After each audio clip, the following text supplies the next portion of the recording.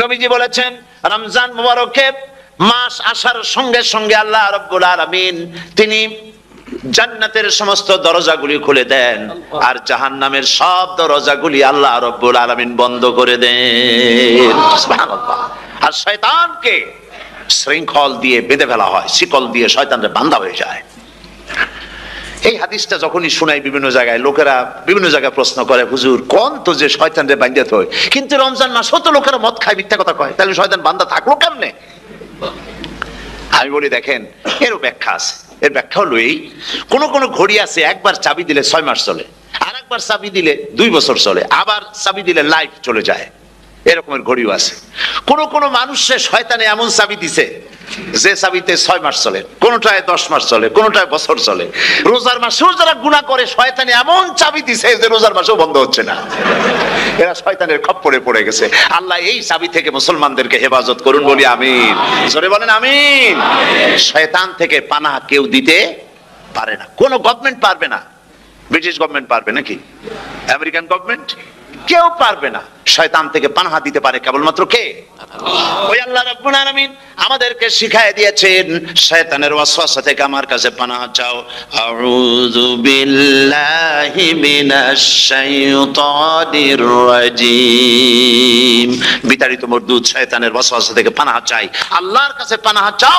আল্লাহ পাক বলেন আমি পানাহ দিতে পারি শয়তানের ওয়াসওয়াসা থেকে। শয়তান থেকে আশ্রয় একমাত্র সিকিউরড, নিরাপত্তা পেয়েছেন আল্লাহর পয়গম্বরেরা। সুবহানাল্লাহ। আম্বিয়া আলাইহিমুস সালাম তারা আল্লাহ কর্তৃক নিয়ন্ত্রিত, শয়তানের ক্ষমতা নাই পয়গম্বরদের কাছে যাওয়া। চতুর সীমানার ভেতরে শয়তান প্রবেশ করে কোন নবীকে ওয়াসওয়াসা দিতে পারবে না, বলি সুবহানাল্লাহ। এই জন্য শয়তান থেকে বেঁচে যাওয়া, শয়তানের ওয়াসওয়াসা থেকে বাঁচা খুবই কঠিন। সেই জন্য আল্লাহ পাক বলছে শয়তানকে বেঁধে রাখা হয়, জান্নাতের সমস্ত দরজা খোলা, জাহান্নামের সমস্ত দরজা বন্ধ হয়ে যায়। এই নিয়ামতের মাস আমাদের সামনে। প্রত্যেকটি যখন কোনো ওয়ার্কশপ হয়, তো ওয়ার্কশপের জন্য এক একটা কি বলে সিলেবাস থাকে। রমজান মুবারক একটা ওয়ার্কশপ। এই ওয়ার্কশপের মধ্যে একটা সিলেবাস আছে, সেই সিলেবাসের নাম হচ্ছে কোরআন। কোরআন কোরআন কোরআন নাজিলের মাসে আমরা কি কোরআন তেলাওয়াত করি? বলেন। রোজা হচ্ছে, হাদিস শরীফের মধ্যে বলা হয়েছে আস-সাওমু জুন্নাহ, রোজা হচ্ছে ঢাল। রোজা কি কোন তো? ঢাল। বোঝেন তো ঢাল কি? প্রোটেক্টর। আপনি জিহাদের ময়দানে, যুদ্ধের ময়দানে নিরাপত্তার জন্য, বাইরের থেকে আক্রমণকে ফিরাবার জন্য কি ব্যবহার করেন? ঢাল ব্যবহার করেন। রোজা হচ্ছে ঢাল, শয়তানের সমস্ত আক্রমণ থেকে বাঁচার জন্য রোজা হচ্ছে ঢাল। রোজার দিনে কেউ যদি আপনার সাথে ঝগড়া করে, তাহলে রাসূল বলেছেন তুমি বলো, তুমি ঝগড়ায় প্রবৃত্ত হবে না। তোমার সাথে যদি কেউ ঝগড়া করে, তুমি বলবে ইন্নী সাইম, আমি রোজাদার। আমি তোমার মতো ঝগড়া করতে আমিও পারি, আমি তোমার মতো গালাগালি দিতে পারি, কিন্তু আমি দেব না, ঝগড়াও করব না, গালিও দেব না, মারামারিও করব না, কারণ আমি রোজাদার। সুবহানাল্লাহ। রোজা আপনাকে গুনাহ থেকে বাঁচায় দেবে। দেখেন রোজা কিভাবে গুনাহ থেকে বাঁচায়। মিথ্যেবাদী সারাক্ষণ মিথ্যে কথা বলে, কিন্তু রোজার মাস আসছে। এখন মিথ্যাবাদী যারা, তাদের ঘনিষ্ঠ লোকদের কাছে শুনেছি যে তারা বলে, যদি কোনো লোক দিনের বেলা আইসা যায় আর এমন কথা, যে কথা বলতে গেলে মিথ্যা বলা ছাড়া উপায় নাই তার জন্য, সে তখন বলে ভাই তুমি তো অসময় আসছো, এখন আমি খুব ব্যস্ত, আই এম ভেরি বিজি, তুমি রাত্রে আসো।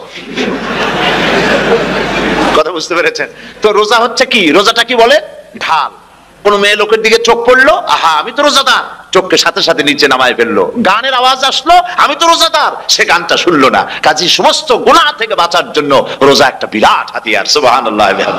এই মাসে আল্লাহ রাব্বুল আলামিন এই মাসটা, এই রোজাটা কেন দিয়েছেন? লাআল্লাকুম তাত্তাকুন, ইয়া আইয়ুহাল্লাযীনা আমানু কুতিবা আলাইকুমুস সিয়ামু কামা কুতিবা আলাল্লাযীনা মিন ক্বাবলিকুম লাআল্লাকুম তাত্তাকুন। হে বিশ্বাসীরা, তোমরা যারা ঈমান এনেছো, শোনো, আমি রোজাকে তোমাদের জন্য ফরজ করেছি, যেমন করে ফরজ করেছিলাম তোমাদের পূর্বপুরুষদের উপরে। রোজা শুধু আমাদের উপরে ফরজ হয়েছে তা না, আমাদের আগে যারা যেসব নবীরা আসছিলেন তাদের উপর রোজা কি ছিল?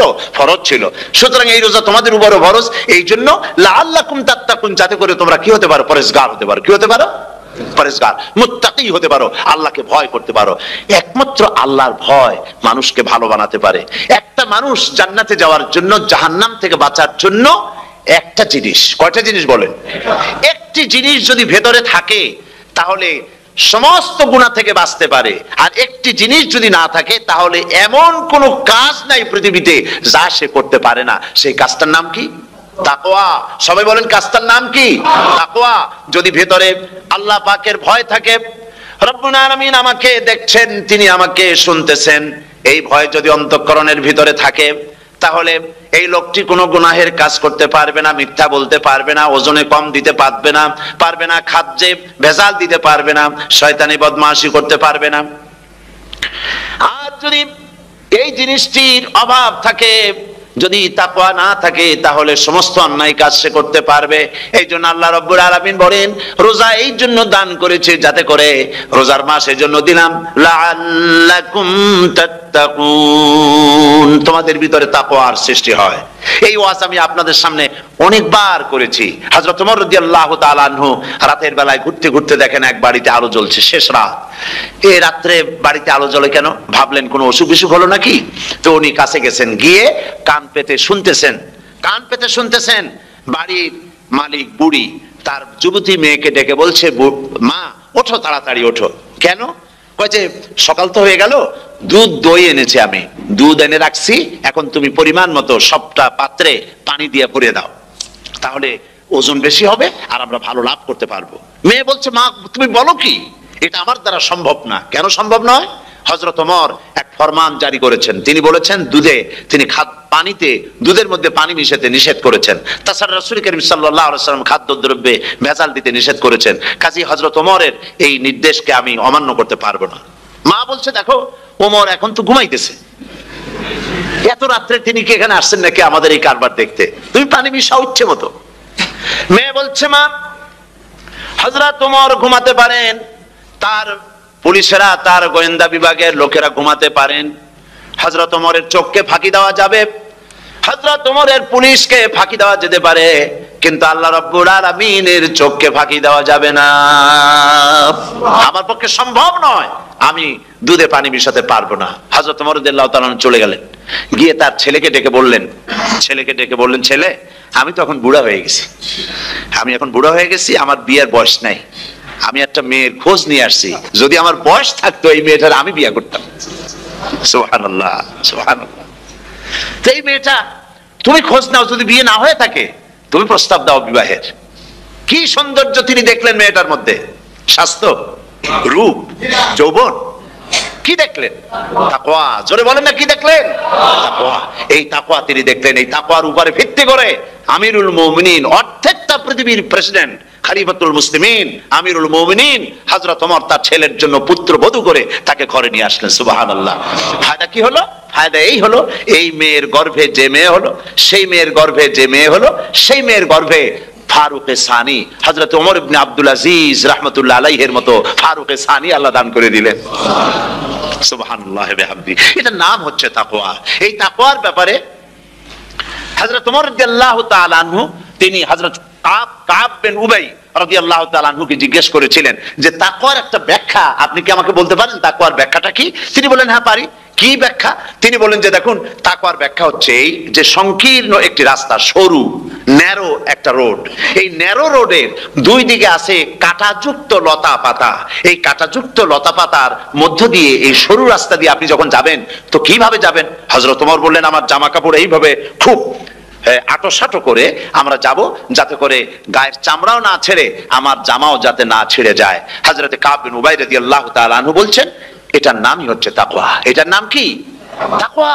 এটার নাম হচ্ছে তাকওয়া। দুনিয়ার অসংখ্য পাপের ভেতর থেকে আপনি চলে যাবেন, পাপ যেন আপনাকে স্পর্শ করতে না পারে, এটার নাম তাকওয়া। বাইন মাছ নিশ্চয়ই খেয়েছেন আপনারা, না লন্ডনে পাওয়া যায় না? পাওয়া যায়। এই বাইন মাছ যারা খেয়েছেন আপনারা, আমি জানি না আপনারা জানেন কিনা, বাইন মাছ কোথায় থাকে? পানিতে থাকে না কাদায় থাকে? মাশাআল্লাহ, বাইন মাছ থাকে কাদার মধ্যে। কিন্তু এই বাইন মাছ যারা ধরেছে তাদের মুখে শুনেছি আমি যে বাইন মাছ থাকে কাদায়, ওকে যখন ধরে টেনে বের করায় কাদার মধ্যে থেকে এক ফোঁটা কাদা ওর গায়ে নাই। এই কলুষিত সমাজ, পাপে ভরপুর, গ্রেট ব্রিটেন, আমেরিকা, পাশ্চাত্য, আমাদের দেশ, সর্বত্র পাপ আর পাপ। এই পাপের মধ্যে বাইন মাছ শুধু খাইয়েন না, ওর কাছ থেকে শিক্ষাও গ্রহণ করেন। ও যেমন কাদার মধ্যে থাকে, কাদা ওর গায়ে লাগে না, আপনিও এই সমাজের মধ্যে আপনি আপনার কাজ চালিয়ে যান, পাপ যেন আপনাকে স্পর্শ না করে। আল্লাহ যেন পাপের থেকে আমাদের বাঁচান। আমরা বলি আমিন, সবাই বলেন আমিন। এটার নাম হচ্ছে তাকওয়া। আর তাকওয়া লম্বা জামায় তাকওয়া হয় না, লম্বা দাড়িতে তাকওয়া হয় না, পাগড়ি একটা বানলেই তাকওয়া হয় না। রাসূলুল্লাহ সাল্লাল্লাহু আলাইহি ওয়াসাল্লাম বলেছেন তাকওয়া হা হুনা, হা হুনা, হা হুনা, তিনবার বলেছেন, বুকের দিকে দেখায় বলেছেন তাকওয়া হা হুনা। তাকওয়া হচ্ছে এখানে। এর অর্থ এই নয় যে আমি দাড়িকে আমি ছোট করে দেখছি, জামাকে ছোট করে দেখছি, তা নয়। কিন্তু বলছি যে তাকওয়াটা হচ্ছে অন্তরের ভেতরে। এই অন্তরের ভেতর থেকেই এটার বহির প্রকাশ হতে হবে। আপনার কথায়, আপনার বলায়, আপনার ওঠায়, আপনার বসায়, আপনার চালচলনে, আপনার বিয়ে শাদীতে, আপনার ব্যবসা বাণিজ্যের সর্বত্র তাকওয়ার ছাপ প্রদর্শিত হতে হবে। তাহলেই আমার মধ্যে তাকওয়া এসেছে বলে প্রমাণ হবে। আর এটাই আল্লাহ পাক চান, রমজান মুবারকে তোমাদের মধ্যে তাকওয়া সৃষ্টি হোক। রোজা সম্পর্কে এই কথাগুলি আমি বলে নিলাম। প্রথম 10 দিন শুধু রহমত নাজিল হবে, দ্বিতীয় 10 দিনে আল্লাহ পাক শুধু মাফ করতে থাকবেন, আর তৃতীয় 10 দিনে আল্লাহ পাক জাহান্নাম থেকে মুক্ত করে দিবেন। সুবহানাল্লাহ। রমজানে মক্কা শরীফে, মদিনা শরীফে ছোট্ট একটা বাচ্চাও ঘুমায় না। অন্তত 5-7 বছর, 8-10 বছর বয়স হয়ে গেছে এরকম বাচ্চা সারা রাত্রে 1 সেকেন্ডের মধ্যে ঘুমায় না। সমস্ত লোক জাগে, ফজরের নামাজ পড়তে থেকে ঘুমায়, সব সমানে 2 হাতে নেকি কামাই করে। নেকি কামাইয়ের মৌসুমে বাহার। রমজান হচ্ছে নেকি কামাইয়ের বসন্তকাল। আপনারা যেন খবরদার মিস করবেন না, মিস করবেন না খবরদার। এই মাসটা পুরাপুরি কাজে লাগাবার জন্য মায়েরা, আমার মায়েরা, বোনেরা, মেহেরবানি করে এই মাসটা কাজে লাগাবেন। গীবত গাইবেন না, রাগারাগি করবেন না, ঝগড়াঝাটি করবেন না, মিথ্যা কথা বলবেন না, তেলাওয়াত, জিকির, আজগার। আর পুরুষেরাও এই জিকির আজগারের মধ্যে, মানুষকে ভালো কাজের আদেশ করার মধ্যে যা আজকে আল্লাহ আমার দিয়ে বলাইলেন, এই কাজগুলি আমি এবং আপনারা সবাই যেন আমল করতে পারি। আল্লাহ তৌফিক দান করুন। যে ব্যক্তি তওবা করে আল্লাহর পথে চলে, নেক আমল করে, পেছনের জীবনের দোষ ত্রুটি যা করেছেন সবগুলির বদলে আল্লাহ রব্বুল আলামিন নেকি লিখে দিবেন। জোরে বলেন সুবহানাল্লাহ।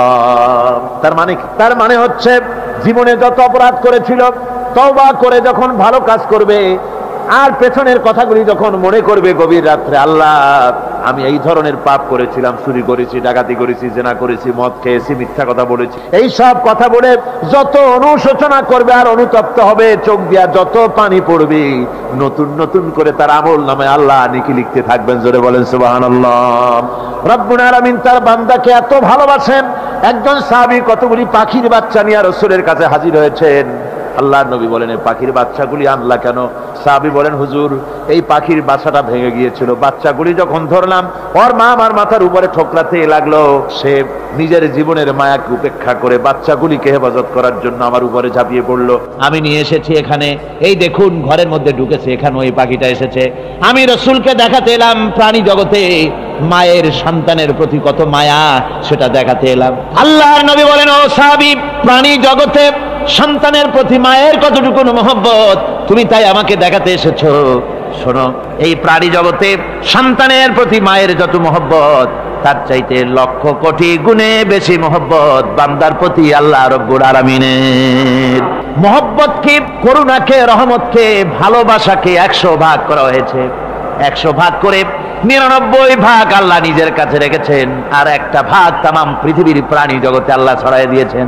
একটা ভাগ দিয়েছেন সারা দুনিয়ায় প্রাণী জগৎ। সেই একটা ভাগে এই শত সহস্র কোটি প্রাণীর মধ্যে যেটুকুন আমরা পাইছি, এতটুকুন মহব্বতে সন্তানের জন্য কলিজায়, সন্তানের কোনো অকল্যাণ হলে কলিজায় পানি থাকে না, সন্তানের কোনো অসুবিধা হলে বা মা বাপের কষ্ট হলে বা কারো কোনো কষ্ট হলে আমরা এই ধরনের আমাদের অবস্থা সৃষ্টি হয়ে যায়।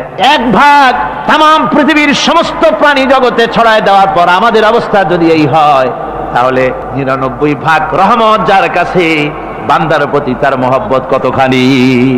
আমার বন্ধুগণ, রাসূল পাক সাল্লাল্লাহু আলাইহি ওয়াসাল্লাম বলেছেন, ও সাহাবীরা, একজন লোক উটের পৃষ্ঠে যাচ্ছিল কোথাও, উটের পৃষ্ঠে তার খাবার আছে, পানিও আছে, যেতে যেতে মরুদ্যানের মধ্যে সে বিশ্রাম করলো।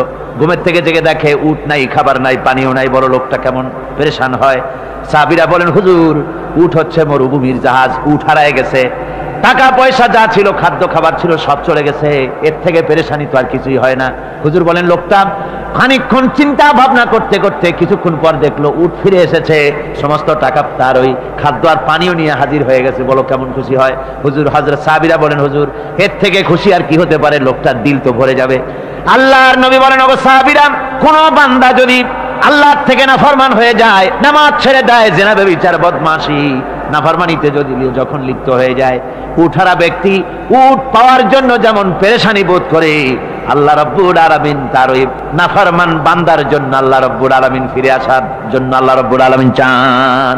বান্দা যখন নাফরমান বান্দা নিজের গুনাহ বুঝতে পেরে যখন সেজদায় পড়ে গিয়া কান্দে, রব্বুল আলামিন আমার গুনাহ মাফ করে দাও, এইভাবে যখন কাঁদতে থাকে, রব্বুল আলামিন আল্লাহর হাবিব বলেন উঠারা ব্যক্তি উঠ পেলে পড়ে, ওই ব্যক্তি যত খুশি হন, কোন নাফরমান বান্দা যখন সেজদায় পড়ে যায়, আল্লাহ রাব্বুল আলামিন এর চাইতে লক্ষ কোটি গুণে বেশি খুশি হয়ে যান। আল্লাহ পাক হচ্ছেন রহমান রহিম, গাফুরুর রহিম। পৃথিবীতে এমন কে আছে আপনি আমাকে বলেন, এমন কে আছে অপরাধ করবে না আর সে বলবে আয় তোরে মাফ করে দেই? বলেন এরকম আছে নাকি? কেউ বলেন আছে? এমনকি বাপ মা ছেলে অন্যায় করেছে, বাপ মার দিল চায় ছেলেটা যদি মাপ চাইতো বড্ড ভালো হতো, ওর সাথে প্রাণ ভরে কথা বলতাম, বুকের সাথে জড়িয়ে নিতাম, কিন্তু মুখ ফুলে বলে না যে অপরাধ করেছিস মাপ চাইয়া যা, এরকম বলে। মাও বলে না, বাপেও বলে না, কিন্তু একমাত্র মহান সত্য রব্বুল আলামিন বান্দা যখন গুনাহ করে আল্লাহ ডাকে, বান্দারে গুনাহ করেছিস ফিরে আয়, আমি তোরে মাফ করে দেব। গুনাহ করেছিস ফিরে আয়, জিনা করেছিস ফিরে আয়, মদ খেয়েছিস ফিরে আয়, মানুষ হত্যা করেছিস ফিরে আয়, কুফরি করেছিস ফিরে আয়, আগুন পূজা করেছিস ফিরে আয়, মাটি পূজা করেছিস, সূর্য পূজা করেছিস, যা করেছিস না কেন ফিরে আয়, আমাকে ডাক দে, আমি তোর জিন্দেগির গুনাহ আমি আল্লাহ মাফ করে দেব। এই জন্য আল্লাহ রাব্বুল আলামিনকে যখন কোন বান্দা একবার ডাকে, দিল থেকে কলিজা থেকে একটা ডাক যদি দেয় আল্লাহ, হাজার ডাকের তুলনায় একটা ডাক আল্লাহ, কলিজা থেকে ডাক। এই ডাকটা কোথা থেকে? কলিজা থেকে। দিল সে जुबात निकलती है, असर रखती है, पर नहीं मगर ताकते परवाज रखती है। অন্তর থেকে যে কথা বেরোয় তা প্রভাব বিস্তার করে। কলিজা থেকে যদি কেউ ডাক দেয় আল্লাহ, কলিজার একটা ডাক আলাদা না? বলেন আলাদা কিনা? কলিজা থেকে ডাক, বলেন না সবাই আল্লাহ। কলিজা থেকে একটা ডাক যদি কেউ ভাবে আল্লাহকে ডাক দেয় আল্লাহ, আল্লাহ রাব্বুল আলামিন বান্দা যখন একবার ডাক দেয় আল্লাহ তখন 70 বার লাব্বাইক বলেন, 70 বার সাড়া দিয়া বলে বান্দা কি চাও, আমি তোর কাছে হাজির। কি চাস বল, আমার আমি মাফ করে দেব। সুতরাং আল্লাহ রাব্বুল আলামিন বলছেন আমার কাছে ক্ষমা চাও, মাফ চাও, আমার কাছে মাফ চাও, যত মাফ চাইবে আমি মাফ করে দেব। পৃথিবীতে এমন কেউ নাই যার কাছে বেশি চাইলে তিনি খুশি হবেন। আল্লাহ রাব্বুল আলামিন এমন এক সত্তা যার কাছে যত বেশি চাওয়া যাবে তিনি তত বেশি খুশি হবেন। হর হামেশা দেনে কো वो तैयार है, जो न मांगे उससे वो बेजार है। যত বেশি চাওয়া যায় আল্লাহর কাছে আল্লাহ তত খুশি হন, আর যে ব্যক্তি চায় না আল্লাহর কাছে আল্লাহ তার উপরে বেজার হয়ে যান। ওয়ামান তাবা ওয়া আমিলা সালিহান ফাইন্নাহু ইয়াতুবু ইলাল্লাহি মাতাবা। আর যারা তওবা করে, নেক আমল করে, তার আল্লাহর দিকে ফিরে আসে, যেমনটি তার আশা উচিত তেমন ভাবে সে আল্লাহর কাছে ফিরে আসে, তার মানে হলো তওবা মাফ, তওবা কবুল করার জন্য, গুনাহ মাফ করার জন্য পৃথিবীতে কেউ নাই। আছে কেউ? গুনাহ কি কেউ মাফ করতে পারে? দুনিয়ায় কেউ পারে? আকাশে কেউ পারে? আল্লাহ ছাড়া কেউ গুনাহ মাফ করতে পারে? যদি মানুষ তওবা করে, রব্বুল আলামিন বলেন সে এমন ভাবে তওবা করে আল্লাহর কাছে ফিরে এসেছে যেখানেই তার আসা উচিত, এই জায়গা ছাড়া আর তার কোনো যাওয়ার জায়গা নাই। সুতরাং সে জায়গা মতো এসেছে, অনুতপ্ত এবং অনুশোচনা করেছে। আল্লাহ পাক এ ধরনের অনুতপ্তকারী, অনুশোচনাকারীকে রব্বুল আলামিন ক্ষমা করে দিয়ে থাকেন। ওয়াল্লাযীনা লা ইয়াশহাদুনা আয-যুর ওয়া ইযা মাররু বিল-লাগবি মাররু কিরামা। আর যারা মিথ্যার সাক্ষ্য হয় না, রহমানের বান্দা তারা যারা মিথ্যার সাক্ষ্য হয় না, এটা হচ্ছে ষষ্ঠ বৈশিষ্ট্য। আর তারা কোনো অনর্থক, কোনো নিরর্থক কোনো কাজ যদি দেখে, ঘটনা দেখে, সেখান থেকে তারা শরীফ মানুষের মতো, একেবারে নিতান্ত ভদ্র মানুষের মতো সেখান থেকে কেটে পড়ে। গান বাজনা হচ্ছে, নাটক হচ্ছে, অশ্লীলতা হচ্ছে, গালাগালি হচ্ছে, অনর্থক কোনো কাজ হচ্ছে, নিরর্থক কোনো অনুষ্ঠান কিছু একটা হচ্ছে, ওখান থেকে একটা ভদ্রলোকের মতো, যেমন কোনো দুর্গন্ধময় জায়গা থেকে মানুষ যখন যায় নাকে রুমাল দিয়ে আস্তে করে সেখান থেকে পাশ কেটে চলে যায়, ঠিক কিনা? ঠিক ওইভাবে করে আল্লাহ পাক বলছেন আমার মুমিন বান্দারা এই ধরনের কোনো অনর্থক নিরর্থক যে কাজের মধ্যে কোনো পরকাল নাই, আল্লাহ নাই, দুনিয়ার মানুষের স্বার্থ নাই, দেশের স্বার্থ নাই, রাষ্ট্রের স্বার্থ নাই, জনগণের স্বার্থ নাই, এই ধরনের সমস্ত গাল গপ্প নাটক উপহাস, এই ধরনের মজা, এই ধরনের অনুষ্ঠান যখন দেখে আমার মোমেন বান্দারা সেখানে দাঁড়ায় না। ময়লার কাছ থেকে নাকে রুমাল দিয়ে মানুষ যেমন চলে যায়, এই লোকটিও তখন অত্যন্ত ভদ্রের মতো আস্তে করে পাশ কেটে বেরিয়ে যায়। ওয়াল্লাযীনা ইযা যুক্কিরু বিআয়াতি রাব্বিহিম লাম ইয়াখিরু আলাইহা সাম্মান ওয়া উময়ানা। আর আমার বান্দাদের 7 নম্বরের রহমানের বান্দা, খাঁটি বান্দা যারা, তাদের 7 নম্বরের বৈশিষ্ট্য হচ্ছে এই যে ওই সমস্ত বান্দারা তাদের কাছে যখন আমার আয়াতকে শোনানো হয়, আমার কোরআন তেলাওয়াত করে আমার আয়াত পড়ে যখন নসিহত শোনানো হয়, তখন তারা বোবার মতো বদিরের মতো বসে থাকে না। কথা বুঝতে পেরেছেন? রহমানের খাঁটি বান্দা যারা, তাদের কাছে কোরআনের কথা ওয়াজ করে যখন শোনানো হয়, আল্লাহর কালাম যখন শোনানো হয়, আয়াত পড়ে পড়ে যখন নসিহত শোনানো হয়, লাম ইয়াখিরু আলাইহা সুম্মান ওয়া উময়ানা, তখন ওই ব্যক্তি অন্ধ এবং বধিরের মতো চুপ করে বসে থাকে না, বরং আমল করা শুরু করে দেয়। জোরে বলেন সুবহানাল্লাহ। যখন সে জানলো যে এগুলি হলো আল্লাহর বিরোধী কাজ, এগুলি আল্লাহর কাজ, আল্লাহ রসুলের কাজ, তখন তা পালন করা শুরু করে দেয়। এই 5 দিন ধরে কোরআনের যে কথাগুলি হলো, এই কথাগুলি শোনার পর আপনারা কি বসে থাকবেন? বসে থাকবেন? যারা বসে থাকবে এইগুলি শোনার পরে আল্লাহ তাদেরকে বলেছেন এরা হলো অন্ধ, এরা হলো বধির, এরা হলো বোবা। আমরা আল্লাহর এই যে কথা, আমরা কি অন্ধ আর বধির আর বোবা হবো নাকি? আমরা হব না। আমরা অন্ধ নয়, বধির নয়, বোবা নই, বরং আল্লাহ যা বলেছেন, যা শুনলাম সামি'না ওয়া আতা'না, এই 5 দিন ধরে যা শুনলাম আল্লাহর কথা, কার কথা শুনলাম? আর সমস্ত কথা আমরা আমল করব। জোরে কোন আমিন। আল্লাহ যেন কবুল করেন। জোরে কোন আমিন। আমল করা কি? বসে না থাকা কি? বসে না থাকা হচ্ছে যা শুনলাম, আল্লাহর যা ফরজ, যা হুকুম, তা মানবো। আল্লাহ যা নিষেধ করেছেন তার থেকে ফিরে থাকবো, এটাই হলো কাজ। এরপরে রব্বুল আলামিন বলেন, ওয়াল্লাযীনা ইয়াকুলুনা রাব্বানা হাব লানা মিন আজওয়াজিনা ওয়া যুররিয়্যাতিনা কুররাতা আয়ুনিন ওয়াজআলনা লিল মুত্তাকিনা ইমামা। রহমানের বান্দা 8ম নম্বর এবং শেষ নাম্বার হচ্ছে এটা বৈশিষ্ট্য এই যে তারা রহমানের যারা খাঁটি বান্দা, আল্লাহর যারা খাঁটি বান্দা, তারা রব্বুল আলামিনের কাছে মুনাজাত করে, আমার রব, আয় আমার আল্লাহ, হাবলানা মিন আজওয়াজিনা ওয়া যুররিয়াতিনা, আমাদের এবং আমাদের স্ত্রীদের আর আমাদের সন্তানদেরকে তুমি দয়া করে আমাদের চক্ষুর শীতলতা বানায় দাও। জোরে বলেন আমিন। ওয়াজআলনা লিল মুত্তাকিনা ইমামা, আর আমার এই সন্তানদেরকে তুমি মুত্তাকিদের ইমাম বানায় দাও। শুধু মুত্তাকি বানায়ও না, মুত্তাকিদের নেতা বানায় দাও। জোরে কোন সুবহানাল্লাহ। এই সূরাটা এইটা তখনকার কথা যখন এই মুমিনদের মক্কি সূরা, তো এটা যখন মক্কা শরীফে দেখা গেল যে মুসলমানেরা, যিনি ইসলাম কবুল করেছেন তার বাপ কাফের, যিনি ইসলাম কবুল করেছেন কারো বাপ কাফের, কারো মা কাফের, কারো সন্তান কাফের, কারো মেয়ে কাফের, কারো জামাই কাফের, সব প্রিয়জনেরা কুফরি হালতে আছে। আর এগুলি দেখে তাদের চক্ষুর মধ্যে কাঁটা বিঁধতেছিল, চক্ষু জর্জরিত হয়ে যাচ্ছিল। নিজের সন্তানের চেহারা যত ভালো হোক, সন্তান যতই শিক্ষা দীক্ষা থেকে যতই উন্নত আর ভালো হোক না কেন, সে যদি জাহান্নামের দিকে অগ্রসর হতে থাকে, কোন নেককার ইমানদার পিতার মনে তার সান্ত্বনার কারণ হতে পারে না। সে তখন আল্লাহর দরবারে, আল্লাহ পাক বলেন ওই মোমেন বান্দারা আমার কাছে দোয়া করে যে রব্বুল আলামিন আমার সন্তানদেরকে, আমার স্ত্রীদেরকে আমার চোখের শীতলতা বানাও, তাদের আমল আখলা কেমন বানাও, যাতে আমাদের চক্ষু ঠান্ডা হয়ে যায়। জোরে বলেন আমিন। জোরে বলেন আমিন। সন্তানদের জন্য আল্লাহর কাছে দোয়া করতে হবে। আপনারা দেখেন, চোখের সামনে দেখতে পাচ্ছেন সন্তান সিনেমায় যাচ্ছে, সন্তান নামাজ পড়ে না, সন্তান রোজা রাখে না, সন্তান মানুষের তৈরি করা মতাদর্শের পেছনে স্লোগান দিচ্ছে, দৌড়াচ্ছে, আর আপনি পিতা হয়ে তাকে ঠেকাচ্ছেন না। ওই ছেলে তো জাহান্নামে যাচ্ছে, আপনার দরদ হওয়া উচিত, ওই ছেলেকে ফিরানো দরকার আর আল্লাহর কাছে দোয়া করা দরকার। আমার বন্ধুগণ, দোয়া আল্লাহ নিজেই শিখাই দিচ্ছেন, দোয়া করো।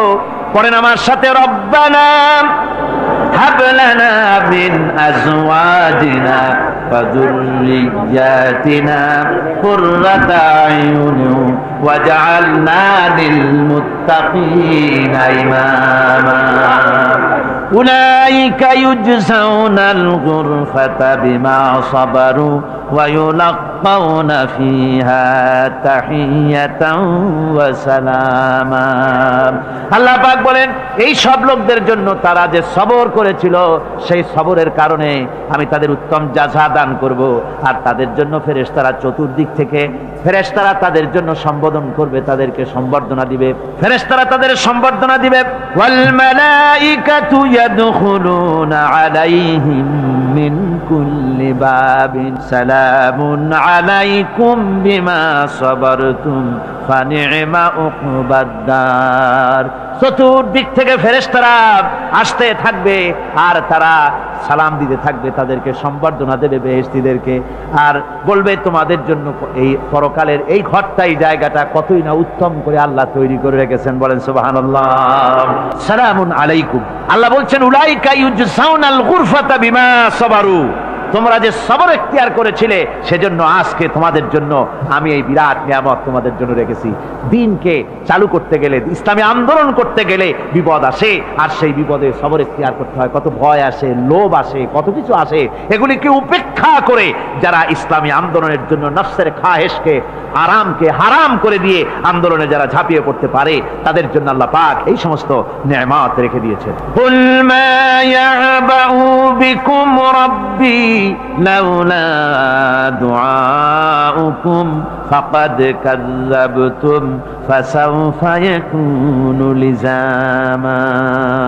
ও নবী, আপনি এদেরকে বলেন, আপনি এই লোকগুলিকে বলেন যে তোমাদের ব্যাপারে আল্লাহর কি প্রয়োজন পড়েছে যদি তোমরা আল্লাহকে নাই ডাকো, আল্লাহর কাছে যদি দোয়া না করো, যদি হাত না পাতো, আল্লাহকে যদি না ডাকো, তাহলে তোমাদের দিয়ে আল্লাহর দরকারটা। ফাকাদ কাযাবতুম, তোমরা তো অস্বীকার করে চলছো। ফাসাউফা ইয়াকুনু লিজামা, খুব তাড়াতাড়ি করে তোমরা বুঝতে পারবে, এমন অবস্থা, এমন আযাব আসবে যে তখন তোমাদের প্রাণ বাঁচানোই দায় হয়ে পড়বে।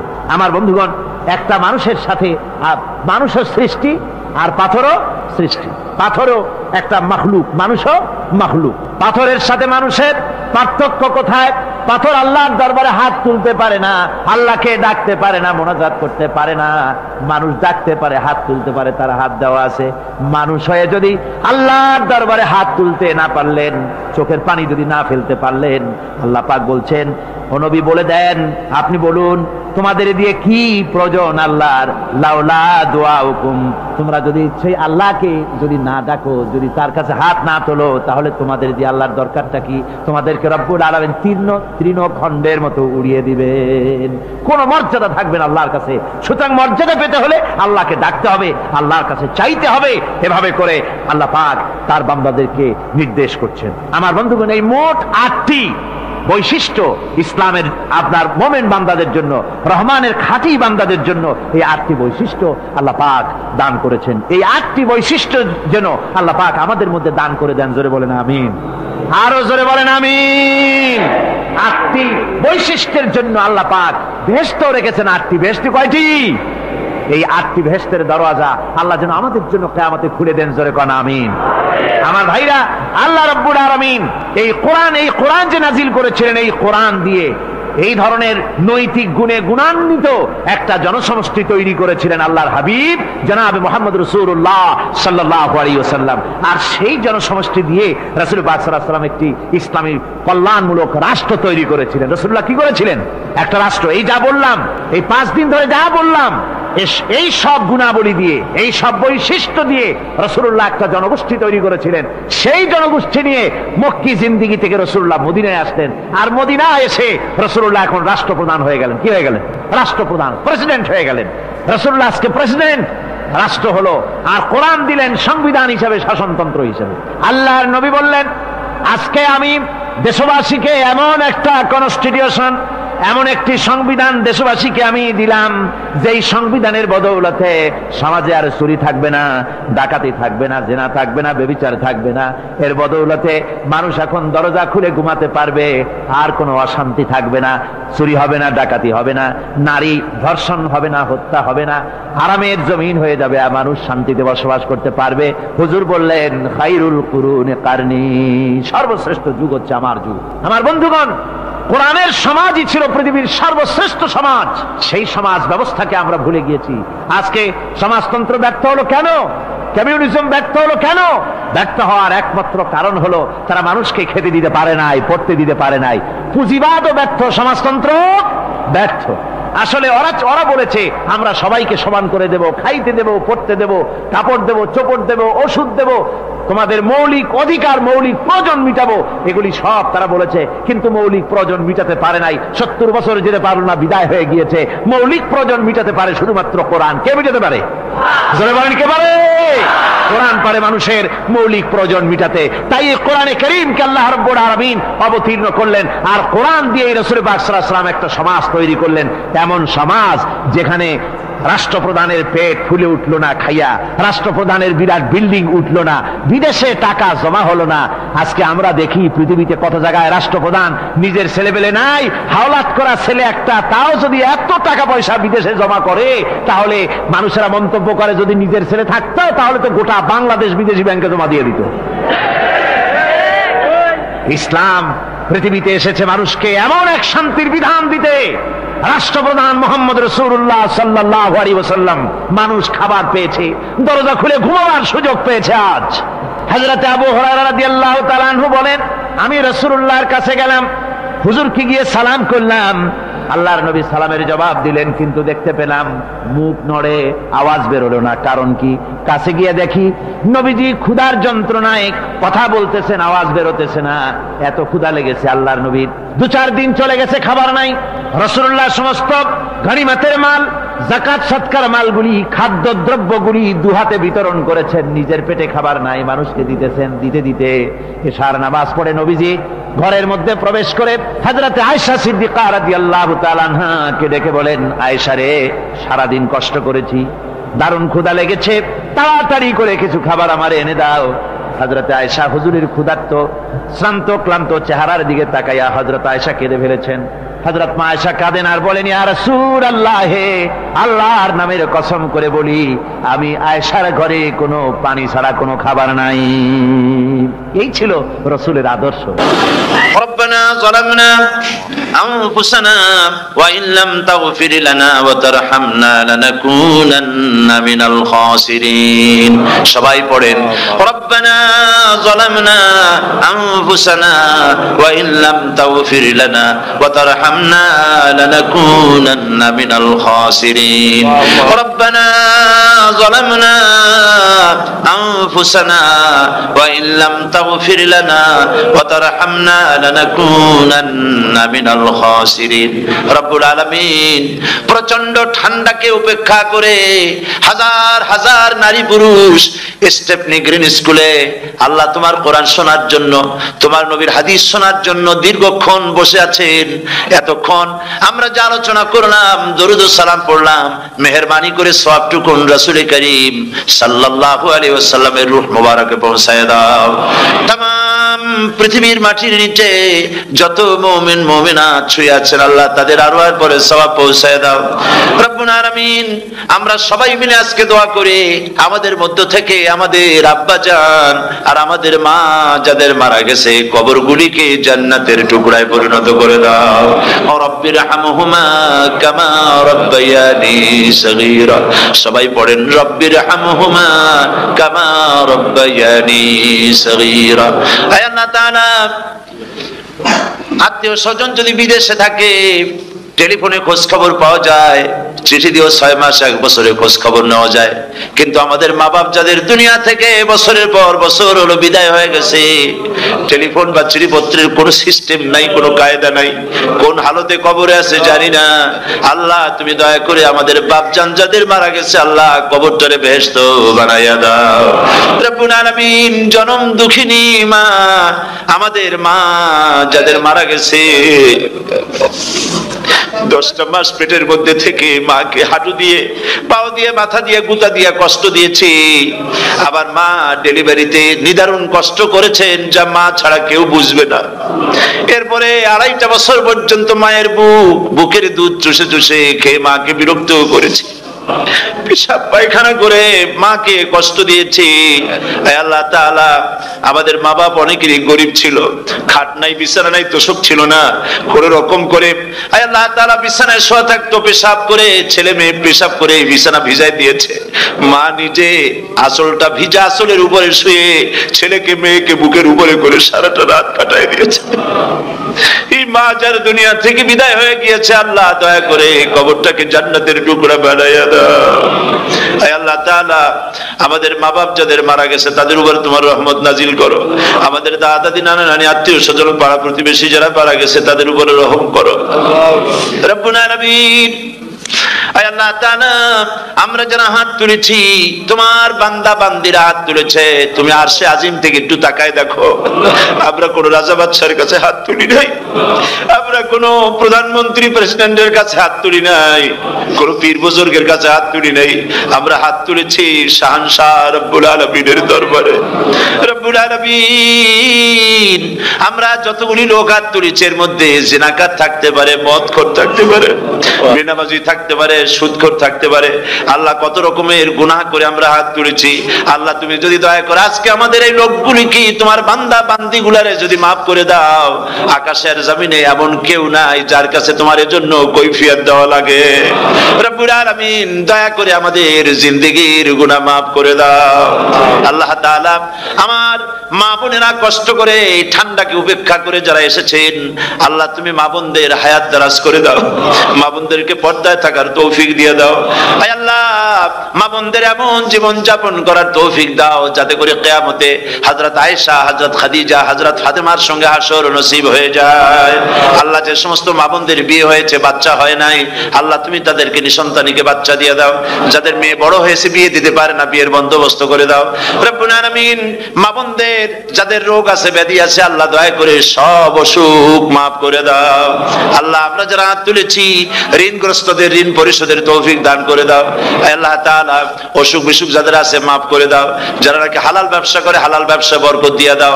হারাম ব্যবসা যারা করে, আল্লাহ মদের ব্যবসা যে হারাম ব্যবসা, তুমি মুসলমানদের মনের মধ্যে জাহান্নামের ভয় দিয়ে দাও।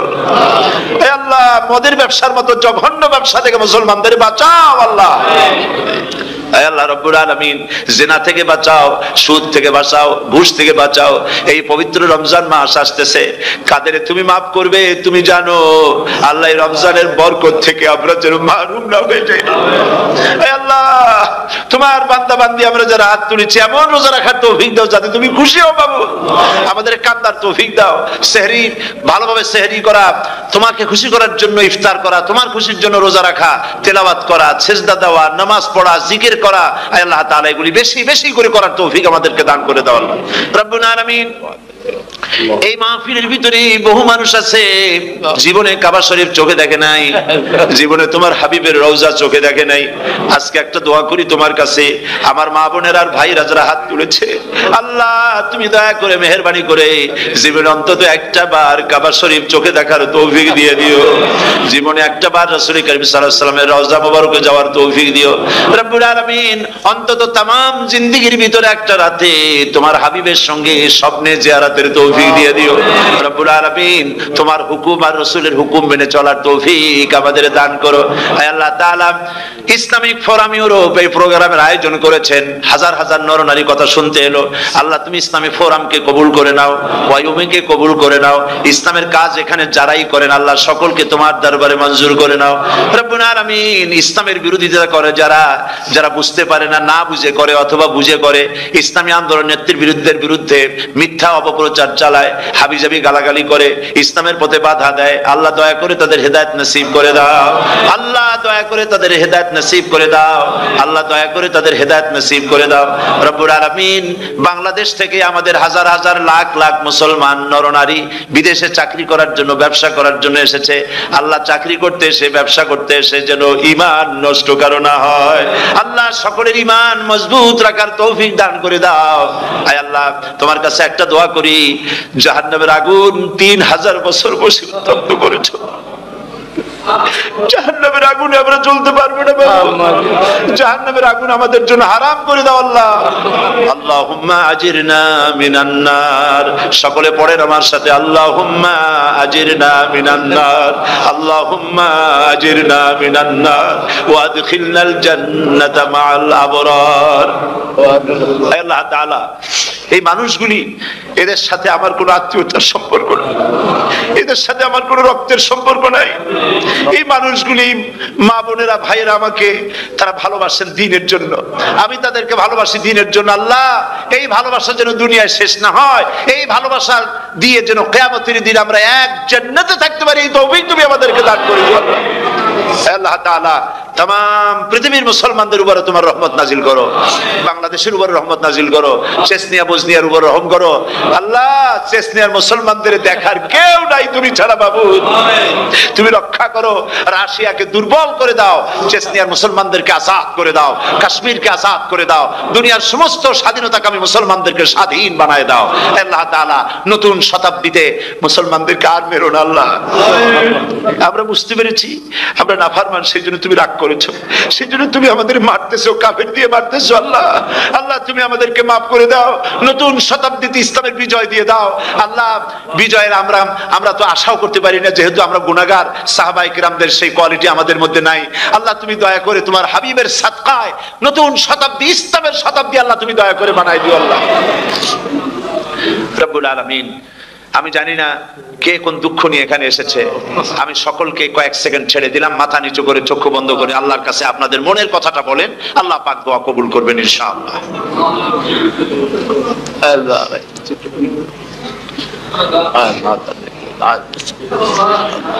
আল্লাহ তাআলা তোমার বান্দারা বান্দিরা মনে মনে যে যা চাইলো আল্লাহ সকলের নেক আশা তুমি পুরা করে দাও। ربنا تقبل منا إنك أنت السميع العليم وتب علينا إنك أنت التواب الرحيم ستر العرش مسبول علينا وعين الله ناظرة إلينا بحول الله لا يقدر علينا اللهم إنا نجعلك في نحورهم ونعوذ بك من شرورهم اللهم لا مانع لما أعطيت ولا معطي لما منعت ولا ينفع ذا الجد منك الجد اللهم زدنا ولا تنقصنا واكرمنا ولا تهنا واعطنا ولا تحرمنا واثرنا ولا تؤثر علينا وارضنا وارض عنا سبحان ربك رب العزة عما يصفون وسلام على المرسلين والحمد لله رب العالمين واجعل آخر كلمة عند الموت لا إله إلا الله محمد رسول الله السلام عليكم ورحمة الله